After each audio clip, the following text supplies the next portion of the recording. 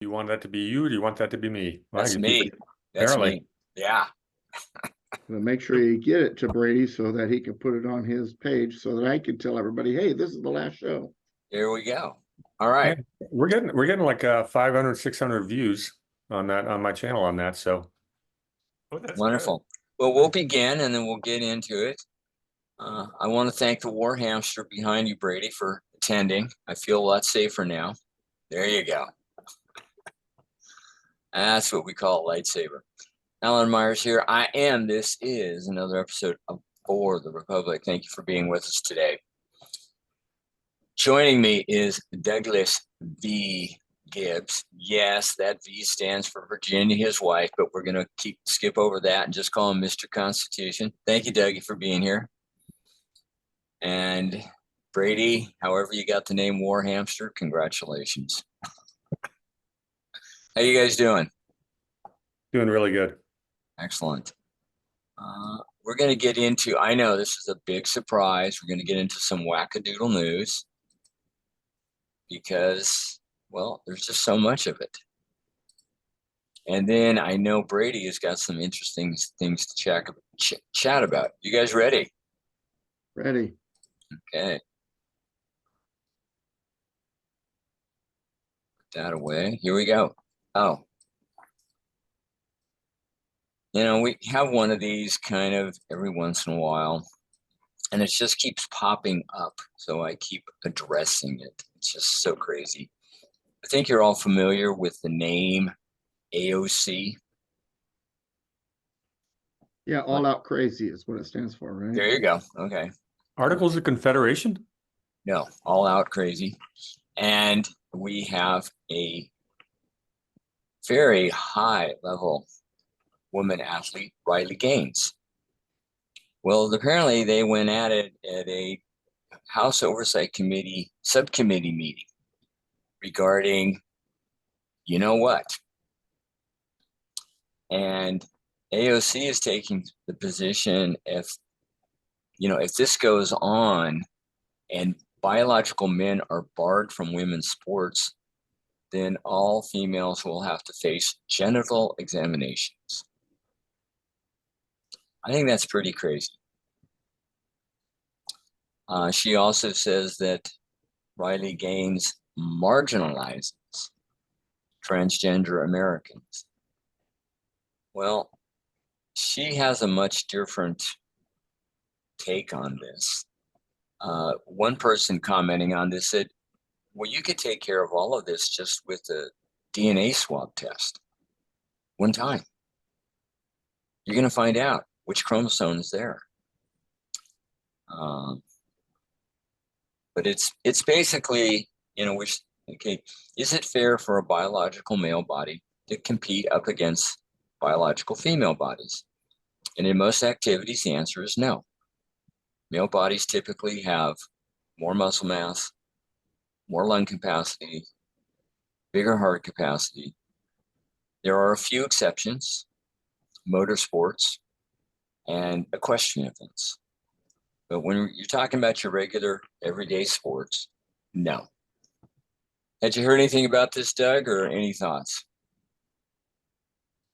Well, all you got to do is look at the winners platforms for the swim champ that with women sports, and look at what's his name that beat Riley Gaines, and you look at the two ladies, and then you look at the massive, monstrous individual that is a man that says he's a woman, and you know the difference. You know that there is a difference between men and women. And this is out of control. I mean, even in mainstream America, my wife was telling me today, I went to her work to pick her up, take her out to lunch. And earlier today, a woman asked about the maternity clothes at Macy's, and I just now said who she works for. Oh well. And they said they discontinued it, and the woman says, "Oh, it's because of the gays, right?" And the woman, and Virginia actually was to her, and she says, well, I don't know the reason they discontinued it. And then the woman stormed off. And then one of her coworkers says, gosh, I don't understand how society could be so full of such radical, divisive people like that woman. everybody knows that men can get pregnant, right, Virginia?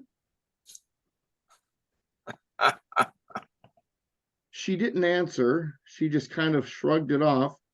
And she says, I can't, what do I do? This ridiculousness is spread throughout. And it's really anti-woman. Women fought for so long for their quote unquote rights, only so that men that basically, well, you put that, as they say, lipstick on a pig and suddenly they're women. Thank you for that. Brady, any thoughts? Yeah, this nonsense doesn't end until biological women refuse to participate at a mass level, and I think that's coming. Kind of cracks me up. There's two sports who've recently made quote unquote sports, depending on your definition, that have made headlines because they're doing exactly that. And these are two that you wouldn't think necessarily biological men would have a big advantage because of muscle mass. And I'm talking about chess and pool. But we've seen walkouts by women, people refusing to play against a man in both of those sports recently. And you're going to see more of it.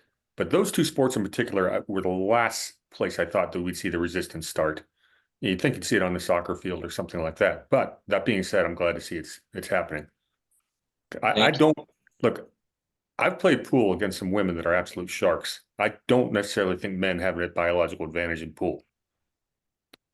Chess, well, that's an interesting conversation. I'm not sure we want to get into, but it's a conversation that is happening on the internet right now. Why would men have an advantage over women in chess? And now we start going into the very nature of the difference in the sexes, and it's a fun conversation if it's done the right way. The thing is, if you're going to have the competitions, boys groups, girls groups, men's groups, women's groups, then let's keep them separate because they are. Another person taking the stage on this topic, you know the name, Martina Navratilova.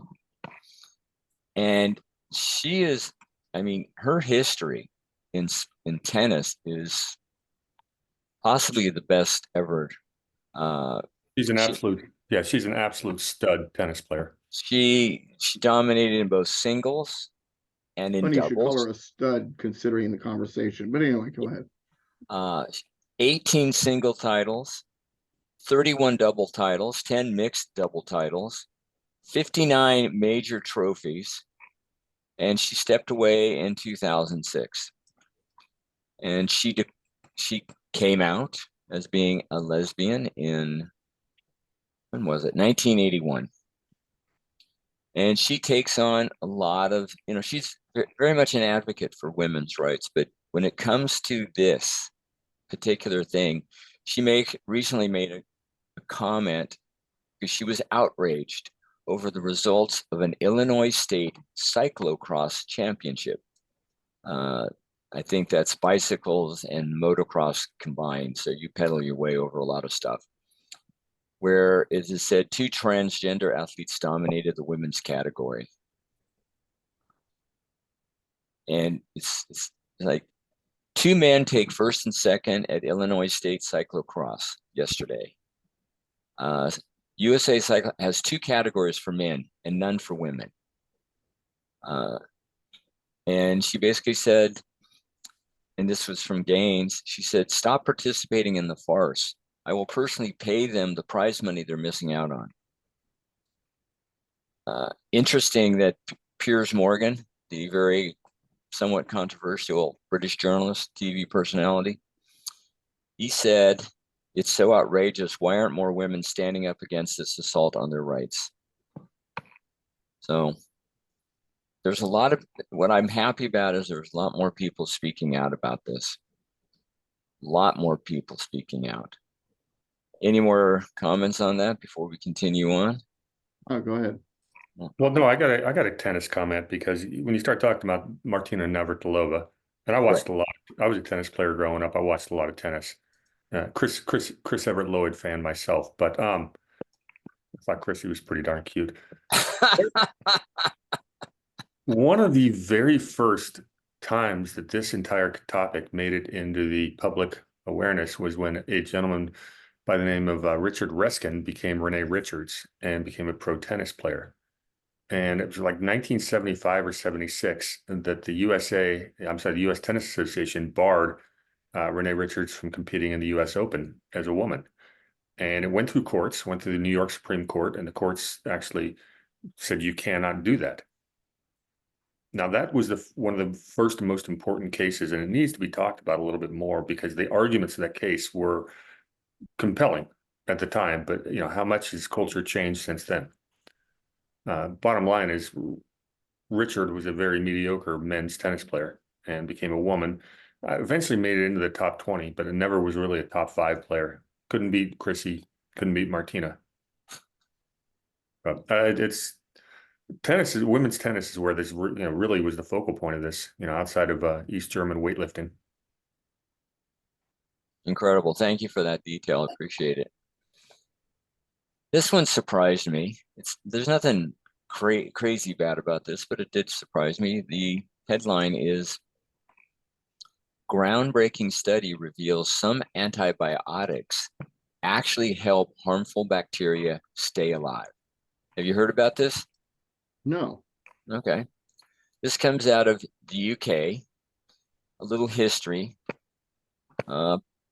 Alexander Fleming discovered penicillin in a moldy petri dish around 100 years ago.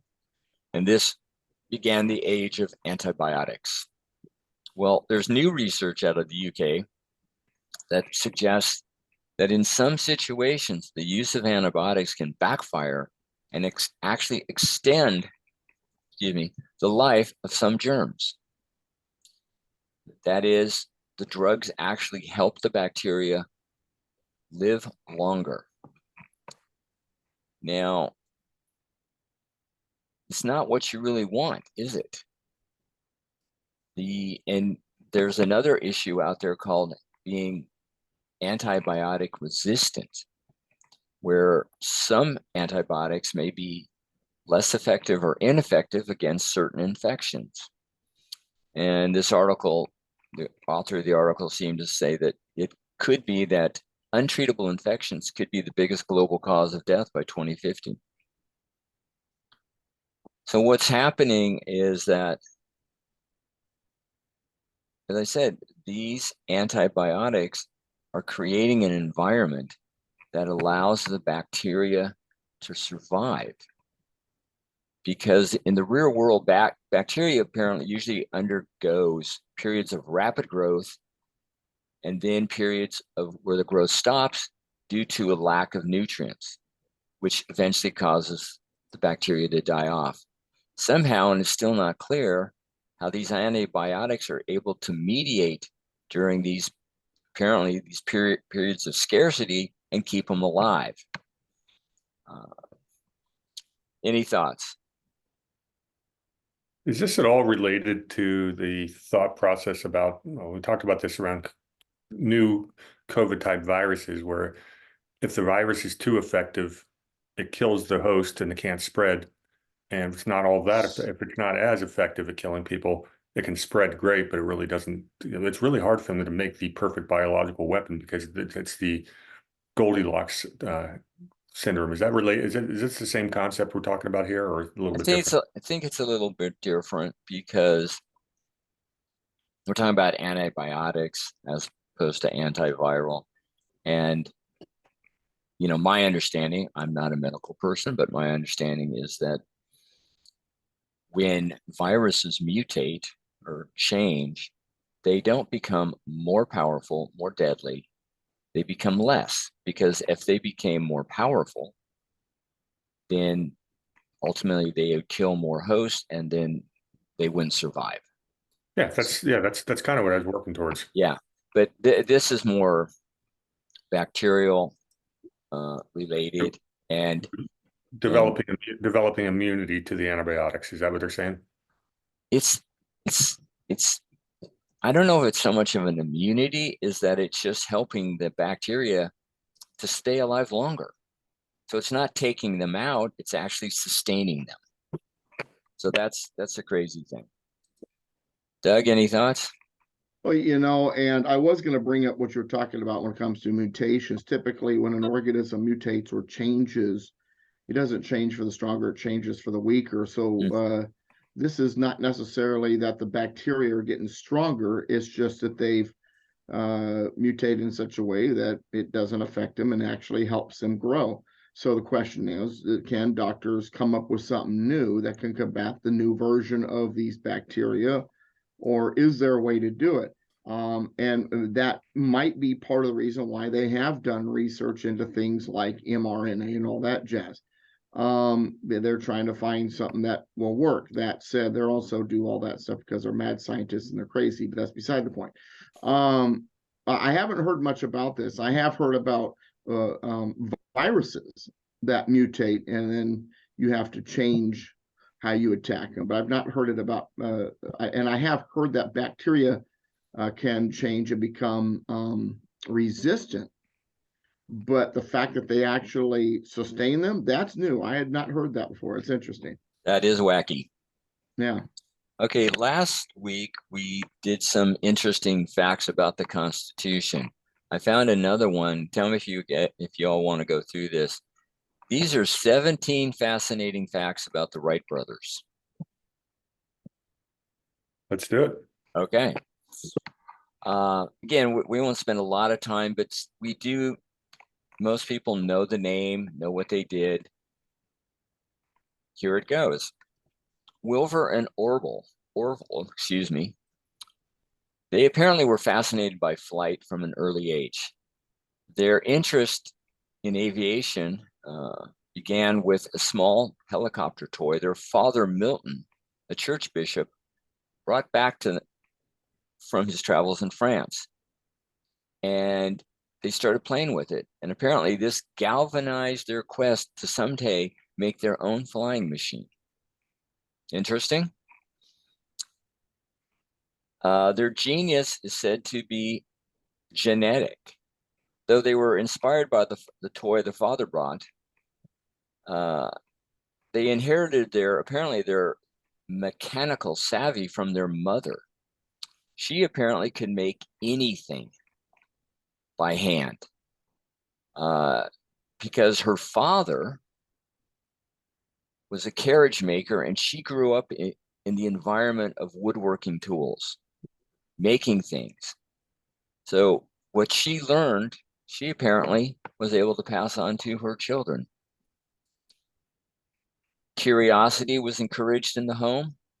Pursue intellectual interest, investigate, be curious. They apparently weren't just sitting around, jump in anytime you want. They weren't just sitting around waiting for the next video to pop. They spent their years in Ohio. They liked it. Here's a very interesting one.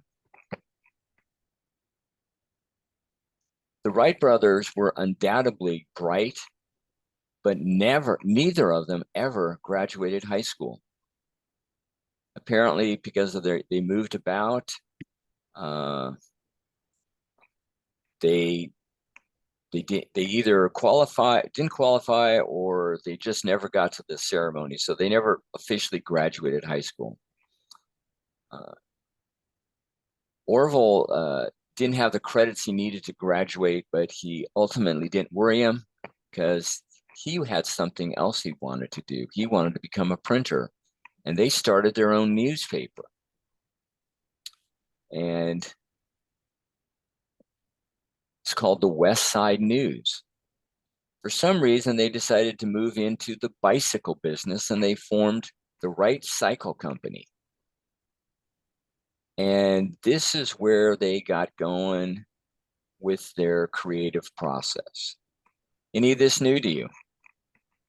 It's very new, but it's not a surprise because creative, entrepreneurial minds, enterprising minds, they tend to bounce around that kind of things, or they're looking for, their niche, so to speak, their thing. And a lot of your creative, inventive types wind up in writing and other creative arts. So it's not a surprise. Neat. The Wright brothers apparently had a long history of what this article describes as scrapping. Conversation. I mean, they got into arguments. They didn't always agree.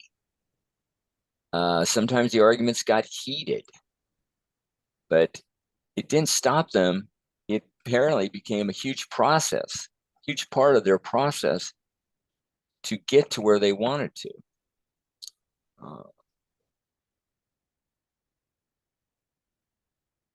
The reason they went to Kitty Hawk was because it had a steady wind, a lot of soft sand, and privacy. So they went in 1902 to test a full-size two-wing glider with movable rudder. As I said, they chose this because of the wind, the soft ground, and the privacy.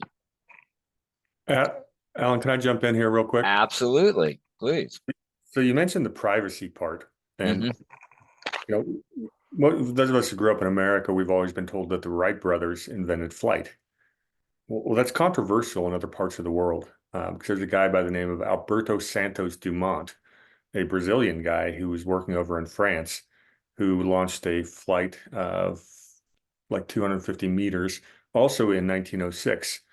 And the reason it's controversial, the Wright brothers were before him by several months, Yeah. but they had no witnesses. So if you ask anybody in Brazil who invented flight, they're Right. not going to say the Wright brothers. Okay. So it's a fun controversy, and there's a lot of people competing for that honor at the time. The science had just sort of matured, and it was not something that they had any kind of monopoly on. But yeah, Mr. Santos Dumont is considered by many people in the world to be the real Wright brothers. And when did he fly? Also 1906, both years. Okay. He was big into hot air balloons before that and dirigibles, but in terms of fixed wing aircraft, yeah, he did it the same year. Well, according to this article, it was 1903 that the Wright brothers achieved 4 successful flights. And to determine who would actually be the pilot, they flipped a coin.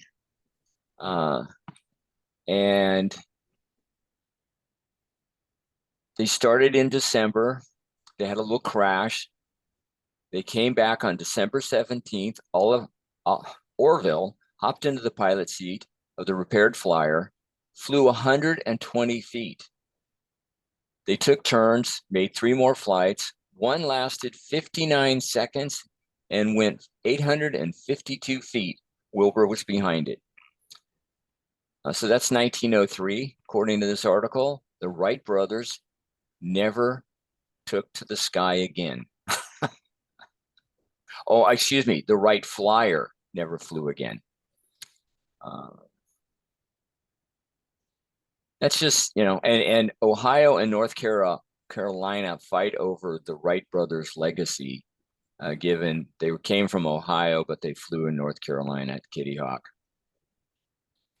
So that is just a few thoughts about an event in our history. But if the other person is claiming 1906, then he's 3 years late.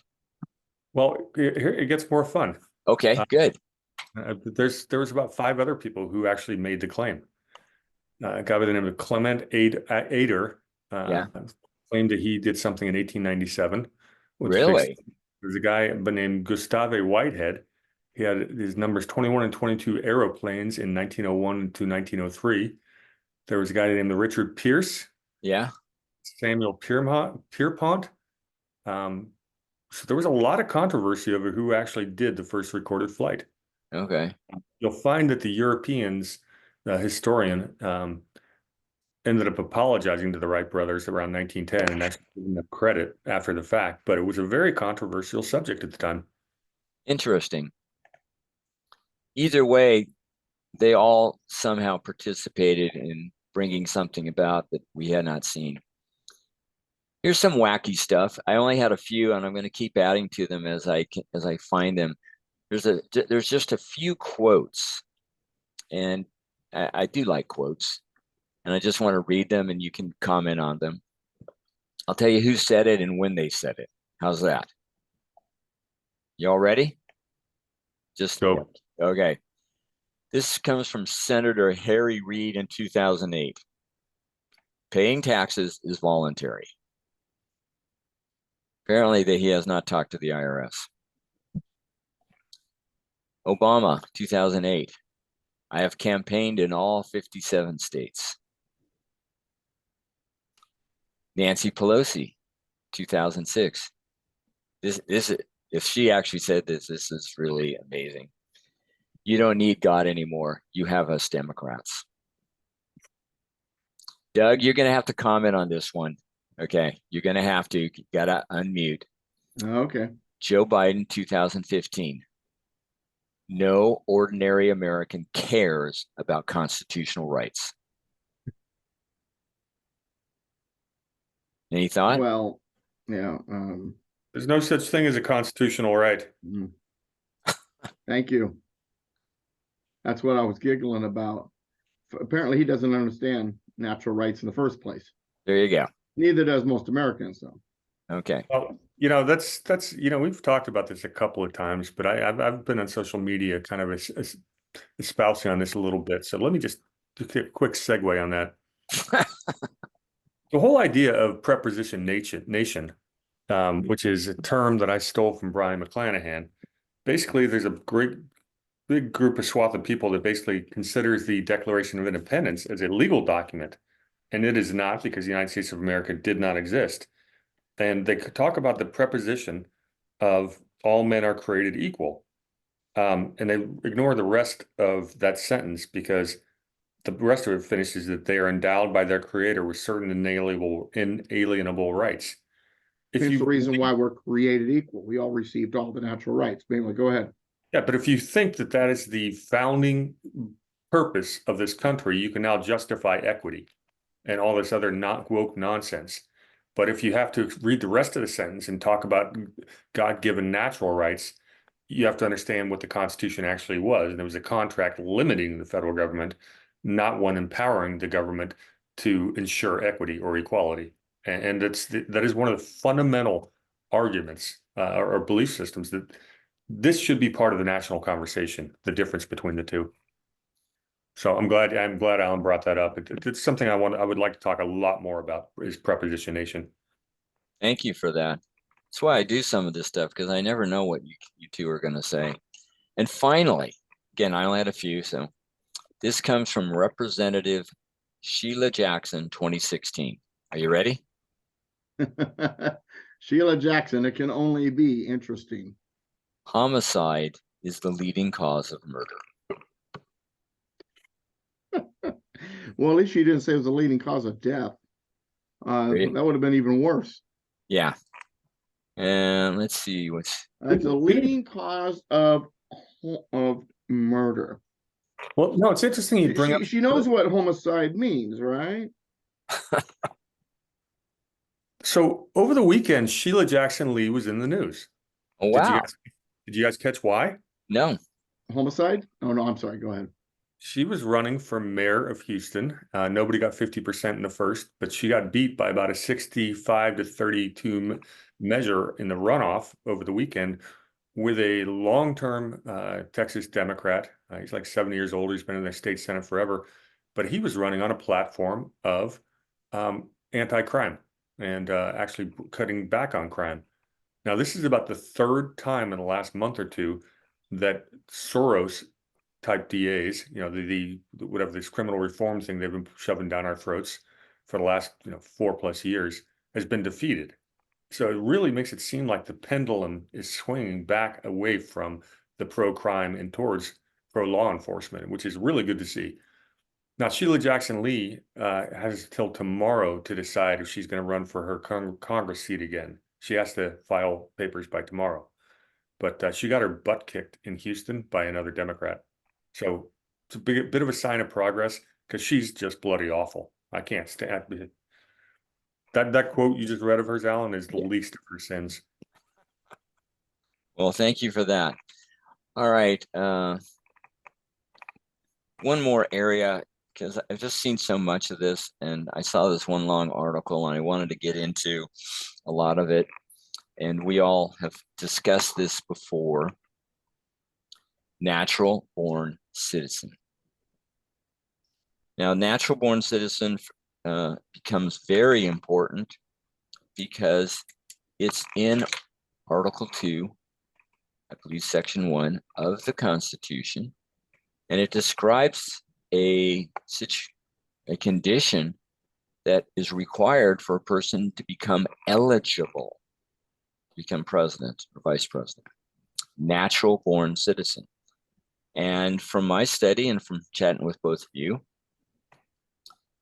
that phrase is only one time in the Constitution, and it appears to have come from a person last name Dave Attall. He wrote a book, The Law of Nations. I believe the English version was published in 1758, and according to the notes, at least 2 copies were at the convention when the Constitution was being discussed and ultimately written. They knew what he said it meant. Well, it's still out there, and I just want to go through some of the things I found and see what you all say. All right, you ready, Doug? I'm ready. Okay. Again, I'm not saying what I think. I'm saying what I read. The only options for citizenship are natural born or naturalized. And this is referring to Vivek in some of these cases. Since he did not need to be naturalized, he's a natural born citizen. Overview. A natural born citizen refers to someone who was a U.S. citizen at birth and did not need to go through a naturalization proceeding later in life. Any thoughts? That's native born citizen. That's not natural born citizen. There is a difference. Thank you. Brady, any thoughts? I will have some when you finish the topic. I'll have an add-on, but Okay. I'll zip it for now. Again, a lot of this is related to Vivek. Another comment was whether or not naturalized is irrelevant. Anyone who was a U.S. citizen at birth is a natural born citizen. Any thoughts? Once again, there's a separation of that when it comes to definitions provided by Vattel's Law of Nations and the other list I've given before. Well, what are the different ways to become a U.S. citizen at birth if you're not a natural born? Natural born citizen being both parents are citizens of the U.S. at the time of your birth. My kids are citizens. Their father, me, was a citizen. Their mother was not a citizen, but she was a permanent resident, and she had gone through the immigration process to be here permanently. They are citizens. They were born in the soil, and that both parents showed some type of allegiance. But because their mother was not a citizen at the time of their birth, they're not a natural born citizen. Had your wife had she been naturalized prior to their birth, then they'd be natural born citizens. Thank you for, okay. Mr. Ramaswamy was born in Ohio, so he is a natural born citizen regardless of the citizenship status of his parents. Who's the idiot that wrote this? I don't know. I think the first name is Brian, but I'll leave it at that. Question. Are naturalized U.S. citizens and natural born citizens equal? Well, the way they get treated under the law, yes, but a naturalized U.S. citizen cannot be the president or vice president. Any thoughts? I gave mine. Go ahead. Okay. Go ahead, Mr. Hamster. Well, I'll throw this in here now. Okay. I don't know if you guys heard about it, but over the weekend, Elon Musk put out a Twitter poll and said, should Alex Jones be reinstated? And the results were about 71% yes and 29% no. And Elon responded with Vox Populi, Vox Deo, or however you pronounce it in Latin. Basically, Alex Jones got reinstated today. And one of the first things that happened was Mario Narfal, who's an interesting character, hosted a Twitter Spaces where an awful lot of very interesting people were on, including Elon Musk and Alex Jones and Matt Gaetz and Laura Loomer and the Krasenstein brothers and a few other real people with very large Twitter followings. And it was a fascinating conversation. But one of the questions that came up, and I don't remember who asked this of Elon, was if they changed the Constitution and you were eligible to run for president, would you be interested? Oh, Vivek came on there as well. So that's why this really appealed. Unfortunately, you can't write in the chat on a Spaces, and I've got nowhere near enough following there to be able to get on that stage. But it would have been a great opportunity to ask, to bring up that, well, neither of you are eligible for president.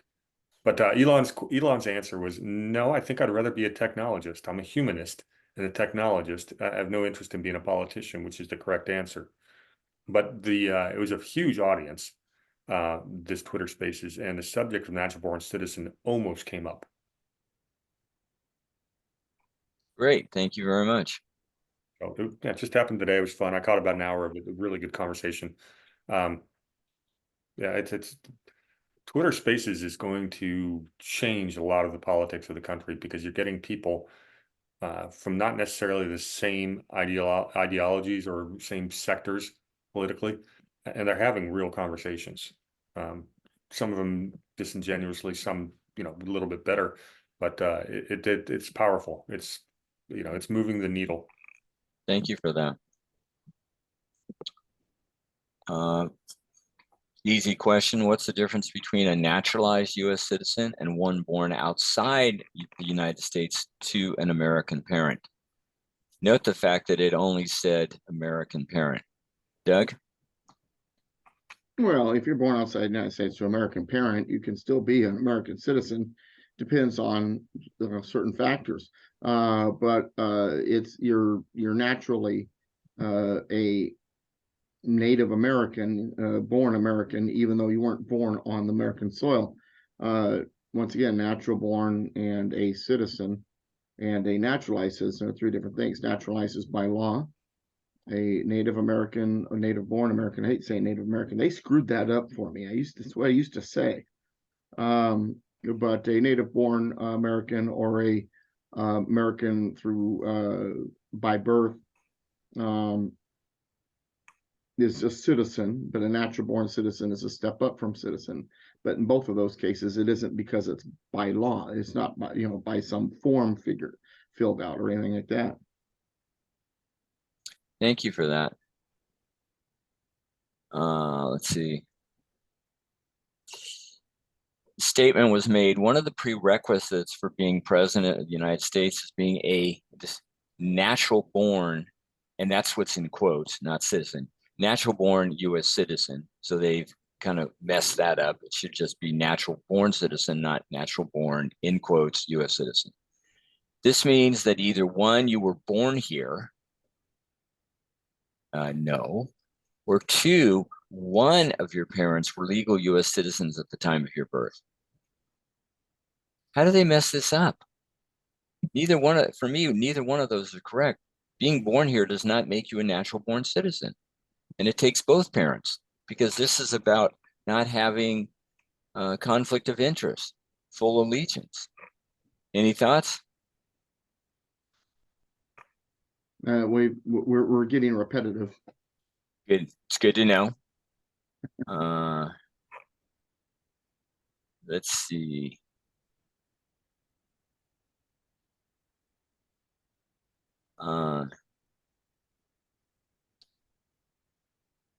It's funny why they bring this up is, there's a whole lot of speculation out there that, Joe Biden is not going to run in 2024. It's coming from the Democrats. It's coming from the mainstream media. They understand that his poll numbers stink, and so does he, to be quite honest. And, the speculation they're going to replace him at the last minute with probably Gavin or, maybe Michelle Obama. I don't think that's going to happen. But where it gets fun is that if the Democrats were to do that, they'd have to find a way to shove Kamala aside, because she would be either, if Biden hadn't stepped down or just, basically stayed president through his term, how do you bypass her for another candidate? This is a black woman after all. You're gonna have to explain that she's not why is she not your choice? She would be, she should be the next person in the pecking order if they're going to put someone else in there. And it's a tough decision for the Democrats to do. They really are running out of options. We've passed many states' deadlines for filing to be on the primary ballot. But at the end of the day, the Dems could put anyone they want up at the convention with their super delegate system. But they've got a big Kamala problem. How do they keep that from happening? Well, someone brings up to me the idea that, well, why don't they just pick that point in time to have the Ninth Circuit actually rule on the Kamala Harris lawsuit so that she's not eligible, and then they replace her. So it was an interesting conversation. Cool. Last couple of points, we'll move on. And this is apparently regarding Vivek. Being born in Ohio makes him a natural born citizen. His parents' citizen status has no bearing on his citizenship since he was born here. Any thoughts? It's an error. It's not true. Being born an American soil does not automatically make you a citizen or natural born citizen. I know an awful lot of illegal aliens whose parents slid under the fence are born on American soil. But if you listen to and you read the congressional testimony of Senator Howard and Senator Trumbull in 1866, when they were debating the 14th Amendment's citizenship clause, you will know that if a person is born American soil, but the parents don't have any allegiance whatsoever to the United States, they're not citizens. Now, that said, he is a citizen. But him being born on American soil doesn't automatically make him a citizen. It says born or naturalized in the United States and subject to jurisdiction thereof. Subject to jurisdiction thereof does not just mean within the borders or subject to the laws thereof, but also that there is an allegiance. And if the person who's coming here is breaking the laws and they have done nothing to start any type of immigration paperwork, or they're just a visitor, like in the case of Kamala's parents, where they were both here as students and were planning, and at the time, as far as paperwork was concerned, they were leaving when they were done with their education, then regardless of being born in American soil, that person's not a citizen because the allegiance of the parents is to someplace else. I mean, that'd be like when I was in the military, my wife and I having a kid, overseas while I'm in the military, and then saying, well, that child's a Japanese citizen or a Bahrainian citizen because of where they were born. No, it's my kid. I'm an American. The allegiance of the parent is going to take a precedent there because the child is unable to make that decision when it comes to allegiance. So therefore, that's where their allegiance can be. If Vivek's parents were both as they were still Indian citizens, but they hadn't also begun any process at all for immigration, and they were here on, say, student visas, or they were on vacation, he wouldn't be an American citizen. I don't care if he was born in Cincinnati.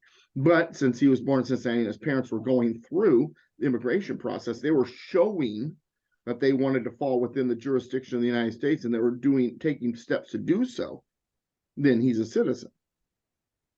I mean, it's deeper than just where you're born. It's not that simple. And the idea that the 1898 Wong Kim Ark case says, well, if you're born in American soil, you're not a citizen. That's not what the case says either. Read the case. Wong Kim Ark was considered a citizen, not just because he was born in American soil, but because his parents, who could not become citizens because they were Chinese, and at the time it was illegal for the Chinese to become citizens, they had done the next best thing. They both become permanent residents, green cards. And so because they had taken that step, they had done what they could to have allegiance, to fall within the jurisdiction of the United States as permanent residents, then that combined with the fact that Wong Kim Ark was born on American soil made him a citizen, not just the fact that he's born on American soil. But that last part, for some reason, gets conveniently left out. Apparently, you're skipping over the entire Anchor Baby Amendment, which I'm sure was ratified in one of those years. Yeah, all right. Oh, wait, that never happened, did it? No, it didn't. A couple more things and we'll be done with this one.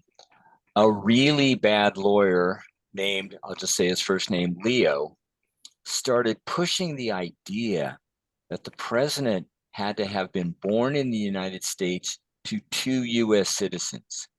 Can you imagine that? Crazy.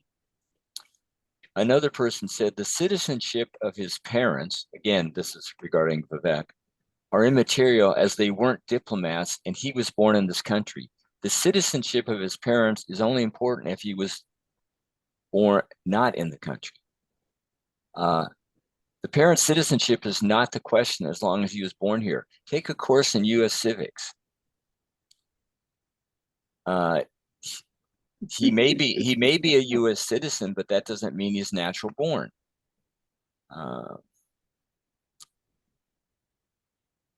And then finally, natural born citizen has 2 requirements, not just one. For example, there are millions born to illegals in the U.S. They are not natural born citizens because they have divided loyalty at birth. Mm-hmm. The same is true of those born to legal immigrants. Anyway, I think we got that one done. What do you say? Well, they're natural. Well, if someone is born to legal immigrants, they have shown allegiance, and if both of those immigrant parents are naturalized, they are natural born citizens. So that person's an error there. Last thing, then we're going to get on to some good stuff. This is just a quick note. I just saw this today. You're familiar with Disney, right? Well, apparently, Yeah, I've heard of that. Yeah. Isn't that a special woke company now? well, we're going to find out, aren't we? According to this article, Disney loses a notable investor amid a push on the woke agenda. That investor, the state of South Carolina. South Carolina's state treasurer, Curtis Loftus, announced that the state will no longer invest in the Walt Disney Company due to what he perceives as the company's embrace of far-left activism, which he believes goes against its, being Walt Disney's, financial responsibilities. The state treasurer believes that large corporations should not engage in actions aimed at silencing legitimate debate. Apparently, he said, since America's founding, freedom of speech has been one of its core principles, and Disney should not engage in nefarious practices aimed at silencing those with less power and money. So he finalized and said, as the state's banker, who happens to be a Republican, and manages approximately $70 billion per year, the state treasurer's office portfolio contains $105 million of Disney debt instruments that will mature as scheduled and will not be replaced. Any thoughts? I'm wondering when Disney's funeral is going to be, because as the old saying goes, go woke, go broke, and that's exactly what's been going on. I think Walt Disney, while he wasn't necessarily conservative per se, he was a patriot. He did love his country, and he believed in a certain level of morality. And so, while he wasn't the wonderful constitutionalist that I would have liked him to be, I mean, we know he wasn't perfect, because after all, he did create an animatronic of Lincoln and celebrate him, so it can't be perfect. But nonetheless, I do think if he could see what was going on, he'd be flipping in his grave. Well, thank you. There are or have been for most of 2023 some pretty strong rumors about Disney firing Bob Iger and it being bought out. The early rumors were that Apple was interested. That is probably not going to happen, but there's a couple of really big names that are, let's say, kicking the tires of Disney right now, and they would move it to a little bit better direction than they're currently going, a little bit less woke, but it's not the panacea for what really ails Disney. I think you'd see a spinoff of some of the assets like ESPN and some of the news stations, and they'd focus Disney back on being Disney. That's the major theme, because they are bleeding at the box office. They've had something like 30 straight movies that have lost money. I mean, Right. they're just getting their butts kicked. So Bob Iger is not long for the position, and the company itself is going to have some kind of a merger and acquisition. I would say within less than a year. The rumors are just There's too many of them. There's a lot of people interested. Well, if he gets kicked, will he still be able to retain his lifetime pass to Disneyland and Disney World? Do you guys Well, remember? you don't have you to guys get the remember? lifetime pass anymore. It's getting cheaper and there's nobody there. Do you guys remember his predecessor at Disney as a CEO? No. Guy by the name of Michael Eisner. Um, Yeah, I remember him. Yeah, he's horrific. He ushered in an awful lot of the it's called, shall we call it the alternative lifestyle endeavors that Disney embarked upon. And his story of how he got ousted is a really fun one. If you're into looking at boardroom drama, but yeah, it is a hot mess there. And they absolutely need new direction and ownership, and certainly a new board of directors. And it's happening. They're getting pressure from shareholders. Was it under his reign of terror they got rid of good evening, ladies and gentlemen, boys and girls of all ages? I don't know. Okay. All right, now we're going to move on to serious stuff. Thanks for participating in Wackadoodle. If you see anything in the chat, let me know. Brady, you said you've got something for Doug and I. I do. But real quick, I have to address Billy the Kid's talking about the 33rd degree Mason of Walt Disney. I think he's suggesting. I have read the same. But being a Freemason in and of itself does not necessarily make you a bad person. Doug and I have talked about this on air a number of times. And let me just tee that up for Doug to give a quick commentary on Freemasons, because he'd do a better job than I do. Well, Freemasonry has changed over the years, and Freemasonry today is definitely in what it does and Mitchell, what it believes is anti-Christian. That said, there are an awful lot of Christians that are in its ranks. That said, when you go back into the history of Freemasonry, really the problems developed during the mid 1800s and the early 1900s, when there were certain individuals and certain forces that altered the direction of Freemasonry, and in the case of the early 1900s, it kind of did a split. And without getting in too much detail about it, when it comes to early Freemasonry, it was more Christian centered. You got to remember that the Freemasons, how did they get started? They were Mason workers. They did masonry. And where was most of their masonry work at? Churches and like type buildings.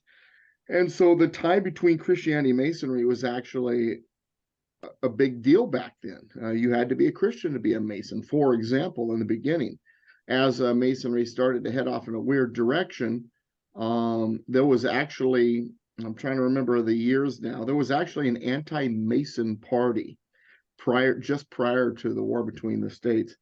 Now that all said, and let me do this because it's funny because I actually wrote an article about Freemasonry, and I got more into the history that goes way back, and Brady got more into the infiltration and the changes that happened in the mid to late 19th century and the 20th century. And that is very true. There has been changes, but let me do this. So Doug,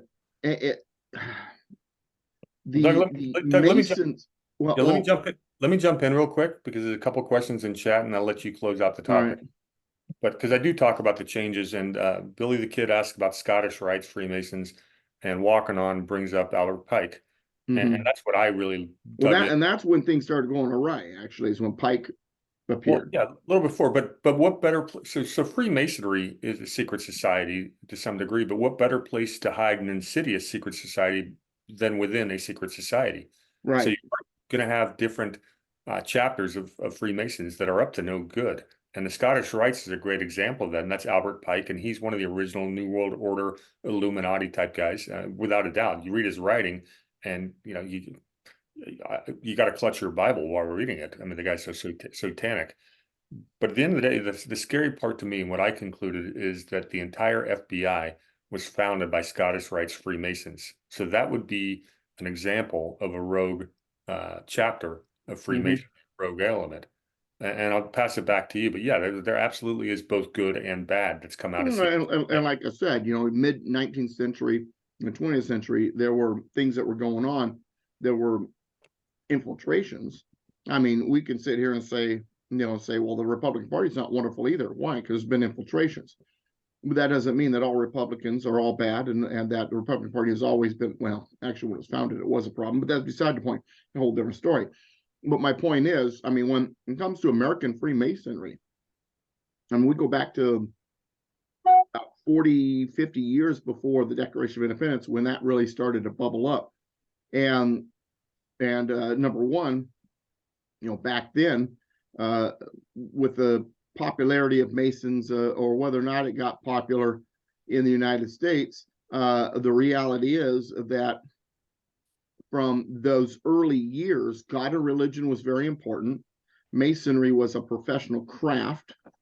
The science of geometry was important to the craft.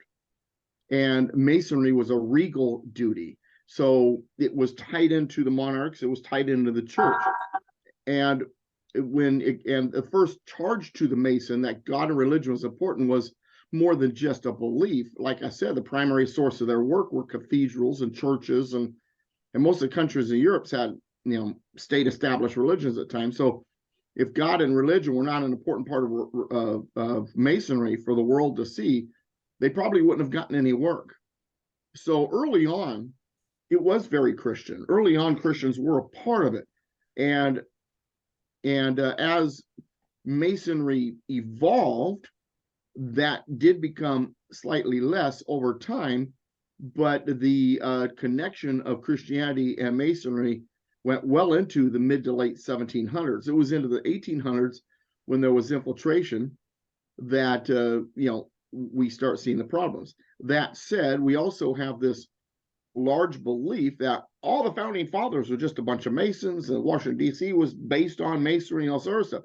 And that's not necessarily true. I've got a book. As a matter of fact, I bought a copy for Brady because he wanted to know some of my resources. So I actually went out and bought him one that was from the Masons, and they go over the founding fathers, and they would be proud to have founding fathers be Masons. But in their book, they lay it out that neither John Adams nor Samuel Adams were Masons.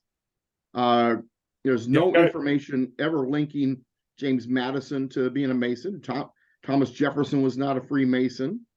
Doug, Alexander Hamilton's. I've got the book right here. Mhm. You guys all see that? This is a book written in the 1960s, very well researched, that talked about the entire founding generation. Who was a Freemason, who was not a Freemason, who was suspected of one, that was not one. And a lot of the founding fathers that actually had some contact with Freemasons. Minor. Maybe went to one meeting or two meetings ever. It is this history, and this is written by a Freemason who wanted to emphasize the importance of Freemasonry in the founding. And basically what you found is about a third of those who were, have been claimed to have connections to Freemasons were actually active, in the Masonic lodges. So it's a bit exaggerated. And the important reason why that needs to be brought up is what happens is when there's an itty bitty kernel of truth, it usually gets them built upon and then suddenly becomes something bigger than it really truly was. One of my favorites is George Washington. Everybody just knows he was a Freemason, except by his own quote, which was he wrote in a letter to G.W. Snyder. He says that he wanted to quote unquote correct an error you have run into in my presiding over English lodges in this country. The fact is, I preside over none, nor have I been in one more than once or twice within the last 30 years. In other words, any Masonic activities performed by George Washington was rare and nearly none, very few. Probably the most active of the Masons was Benjamin Franklin, but his constant tendency to refer to scripture, the fact that he recommended prayer before each session of the Constitutional Convention, his proposition to the Great Seal that an image be provided of Moses lifting up his rod and dividing the Red Sea, and Pharaoh in his chariot overwhelmed with the waters, with the motto, rebellion to tyrants is obedience to gods. That's hardly the actions of an anti-Christian individual, much less an anti-Christian Mason. So once again, I'm not trying to say that Masonry is wonderful or that it's had no impact. It has, and it's been infiltrated. And you've talked about the Illuminati infiltration in the 1800s, for example. Great place to hide. You hide in plain sight. So it's just that there's more to the story than just this simple Freemason bad, everybody member of Freemason bad. There's more to the story than that. And to sit here and play this game that everything Freemason, the founding fathers of Freemasons, that they must have been evil and all sorts of stuff, it just doesn't fit the true history of this country. As for Washington, D.C., and because some conspiracy theorists and friends of mine even argue that Washington, D.C. was designed based on Masonic influences, and that the Freemason symbolism exists throughout the capital of our U.S., of our country, and that the Masonic pentagram exists in the district that serves as the seat of government, centered near the White House. And points to the pentagram, however, if it was designed by the founders, then they really were talented, because most of the points of the pentagram were neither planned nor built until almost a century after the founding fathers. For example, the Jefferson Memorial, a key to the imagined Masonic symbolism of the city, was not built until 1943. Never appeared in any of the original 1791 plans of the city. And that spot where the Jefferson Memorial was built was underwater in the middle of Potomac at the time of the original construction of Washington, D.C. The center of the pentagram is the Masonic House of the Temple, a building that wasn't built until 1915. So the building also never appeared on any early plan of the city. So, as for Masonic symbolism on our Great Seal, it's like the all-seeing eye. The founding fathers didn't see it as the mystic all-seeing eye. They saw it as the all-seeing eye of God, that the eye of providence, that God was watching over his people both day and night. That's what it represented to them. So once again, the all-seeing eye did not appear in our currency until the 1930s, and that was FDR. Anyway. Yeah. It did. Well, it was on our seal, though. Yeah, it did not. Yeah, when it started appearing, the Masonic symbols on our currency all happened under FDR, hundreds of years, more than 100 years later. So right. All right. Anyway, so once again, I'm not trying to tell everybody, if you believe any of this stuff, you're completely off target, because some of the stuff does have legs, but you have to know the deeper story, and there's more context involved, and there's other side stories that go along than just this basic, what we're being told idea. Thank you, Doug. Appreciate that. So Brady, what would you have in mind for us? Yeah, this is a fun one. Recent Supreme Court case that was argued last week or earlier this week, depending on how we measure the weeks. That is going to be red meat for both Doug and Alan. All right, let me real quick, because the chat room is once again heading off in a bad direction. Well, they just happened to put the New World Order on it. Well, New World Order, they did believe it was a New World Order, a New World Order of Liberty. So that's the reason why the Novus, I can't remember the exact words now, but New Order, that's what that meant.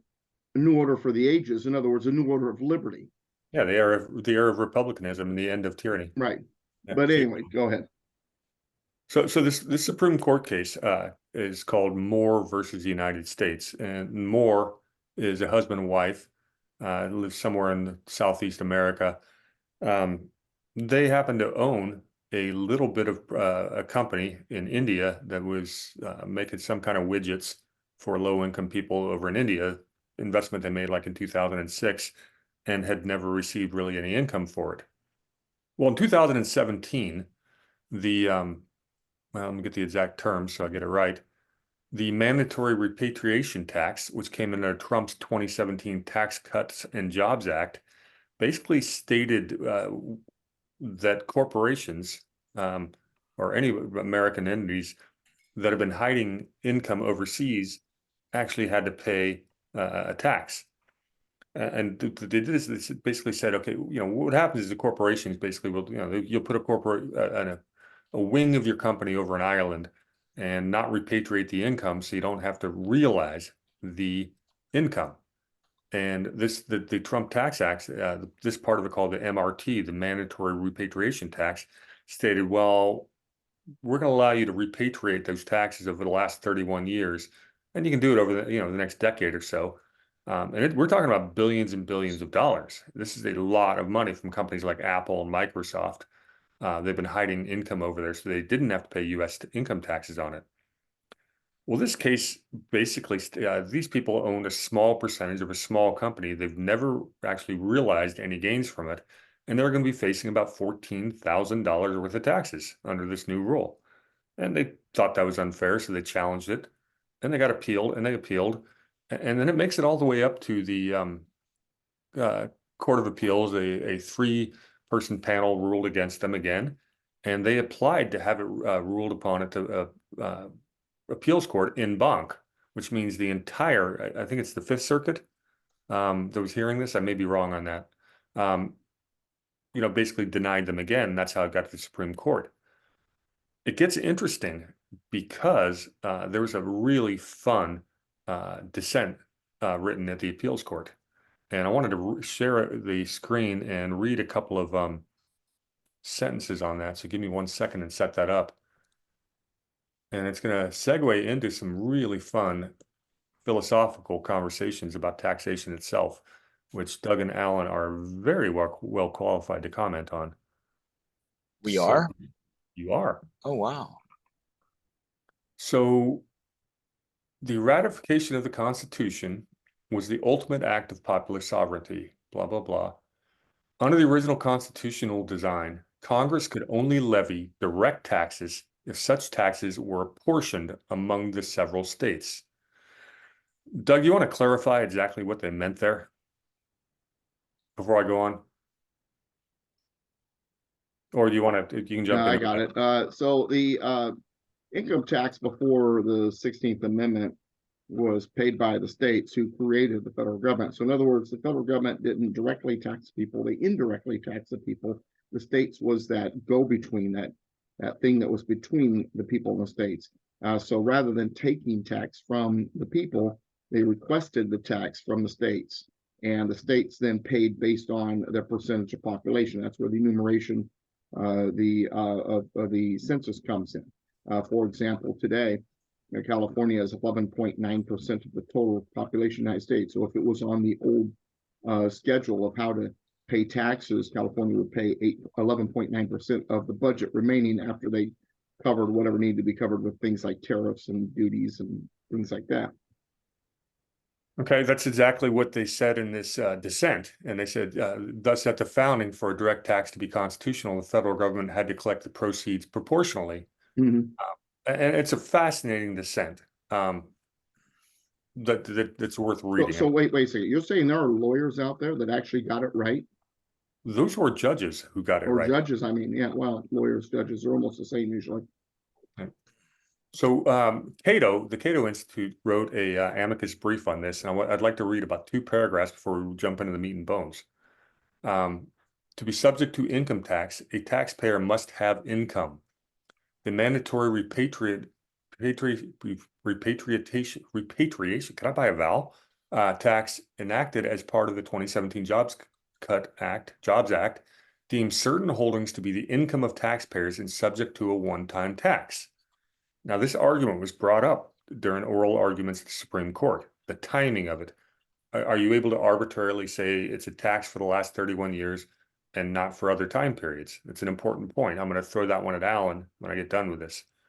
The mandatory repatriation tax is thus an income tax on amounts that are not income.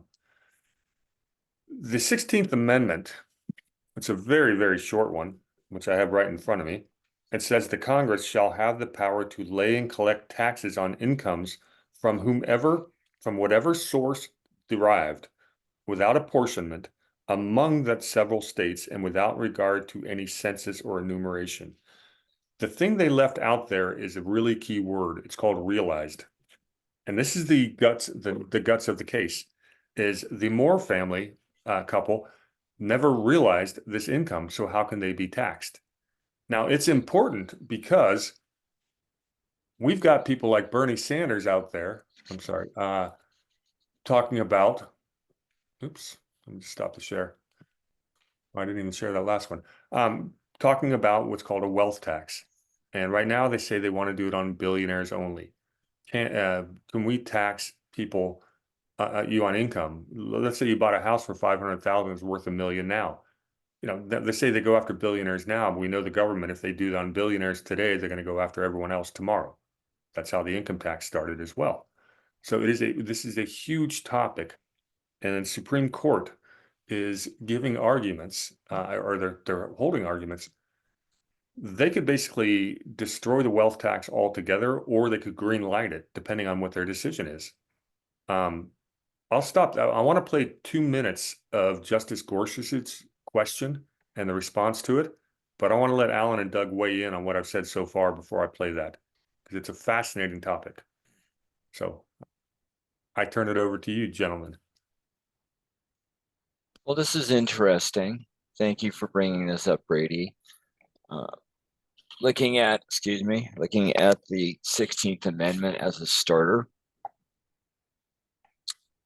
the Congress shall have power to lay and collect taxes on incomes from whatever source derived. Okay, so you have to have it's on incomes. Now, is the increase in value in something an income? No, not for me. Because it has not materialized. You can buy things with income. You can't buy things just because something went up in value, because it's not money. It hasn't come into you. This idea that you have an investment in a foreign country, it is increased in value, and we're going to treat the increase in value as income. That to me is absolutely wrong. Income is not unrealized gains. And one of the problems, just a functional problem, is if we get taxed on unrealized income, where is the funding going to come from to pay the tax? You don't have it, because you never collected anything. You never sold anything. You mentioned that if they go after the billionaires today, they'll go after others tomorrow.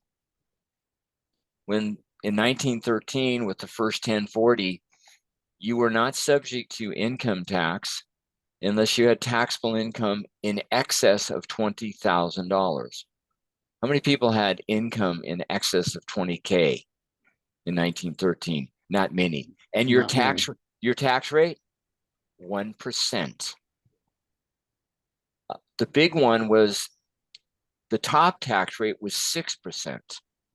And that was levied on incomes more than $500,000. Now, have the tax rates stayed that low? No. Has the taxability of income decreased in many ways? Yes.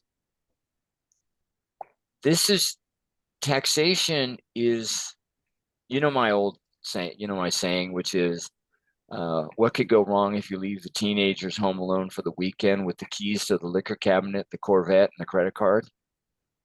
Taxation is the credit card. It's just a way of, we can tax you, which means we can continue to grow. And our growth is not going to be limited by the Constitution.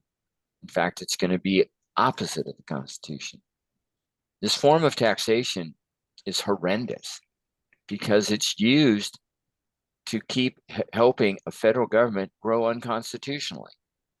And Doug can speak more about this, but a friend of his, G.R. Mobley, It's done a lot of work on figuring out how much of the current federal government is, in essence, unconstitutional, meaning it's doing things that are outside the powers granted and vested by Article 1, Section 8, and definitely notedly limited or directed by the 10th Amendment.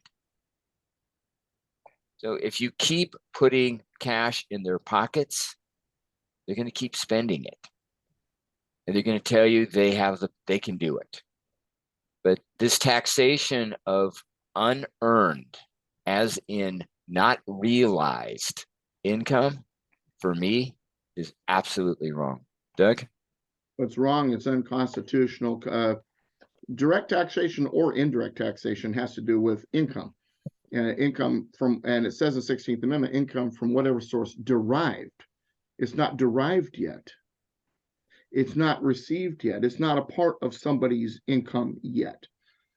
Basically, what they're charging is capital gains before the capital gains is matured and in the hands of anybody. And even as bad as the 16th Amendment is, it's still unconstitutional, even based on that. It says from whatever income derived. It's not derived. It's not in hand yet. Now that said, I've always had a problem with the fact that they're directly taxing anyway. Jefferson said that if you could that the federal government could directly tax the people, there'd be no limit to how much tax they would take, and so how much tax money they would take. So, not a surprise that they're trying to figure out more ways to squeeze money out of our pockets, and that's what they do. And even if they have to make stuff up, they'll do it. But it's very unconstitutional. And as much as I hate to defend the 16th Amendment on this one, even the 16th Amendment says it's unconstitutional. It goes way beyond. But anyway. I think one way to look at this is that derived means arrived. Yeah. If the funds haven't arrived, they haven't been derived. And they haven't arrived if you haven't sold, collected, whatever. Yeah, are you going to start taxing me on the value of my baseball cards because it went up? Yes, absolutely. But here's the kicker. Yeah, well, the price of eggs went up. The eggs I bought last week are now more expensive. Do I pay tax on that too? What's the resale value of those eggs? Well, I think it depends on the shelf life. Value? Oh, I'm sorry. It depends on the shelf life. But the kicker on this is that if you have capital gains, they've actually arrived, you sold something and you made a gain on it, you get taxed for all of it. If you have what's called a capital loss, and let's say that means you have a capital asset and you sold it for much less than what you purchased it for, and you only have one thing, you were severely limited to how much loss you can deduct in 1 year, and then the loss carries forward. So you can't wipe out, let's say, ordinary income with more capital loss than you had capital gain. So isn't it interesting that the people making the rules want to tax your unrealized gains, but will severely limit your realized losses? And that's exactly what they're trying to go after with this new wealth tax. And that's why this case is so important. If you listen to the oral arguments, you're going to find the justices are split 3, 3, and 3.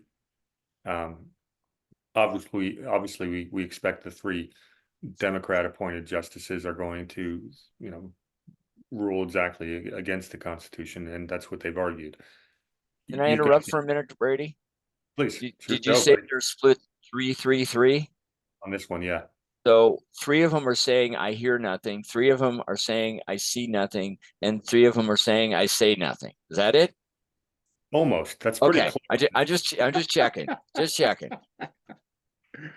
But in this particular case, the most fascinating argument here, and I'd like to play this 2-minute clip of Gorsuch and the attorney representing Moore side. This is a really good 2 minutes, and it's going Go to right get to you. Okay, let me, I have this queued up properly. I need to say share sound. There we go. Apparently I have to use a password here.